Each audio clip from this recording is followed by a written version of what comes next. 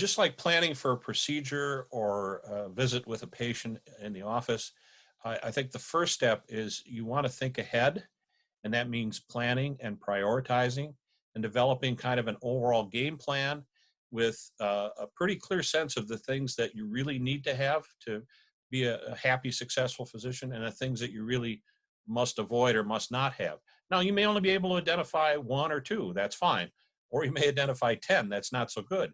But you want to make sure that whatever you've identified as key issues for you and for those who are important to you in your life, that's reflected in the document. That's point one.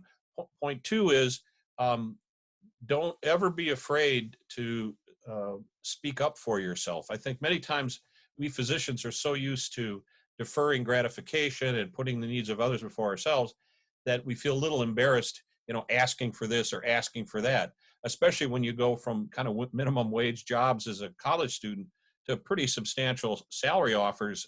When you first start into practice, it's like, oh my goodness, that's just too much for little old me. Well, no, it depends on what the market's paying.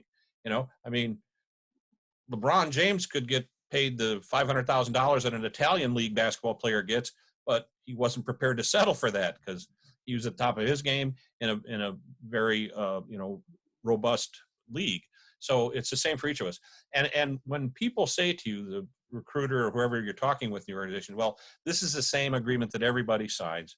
My advice is your first response is, I'm not everybody. And I tell people when you get the first draft of the contract, because it's always written by the systems lawyer, not by your lawyer, change something in red, even if it's the date. Because under the law, the two bargaining parties have equal rights until you sign on the bottom line. Because what you do when you sign a contract is you give away certain rights, as does the employer to some extent.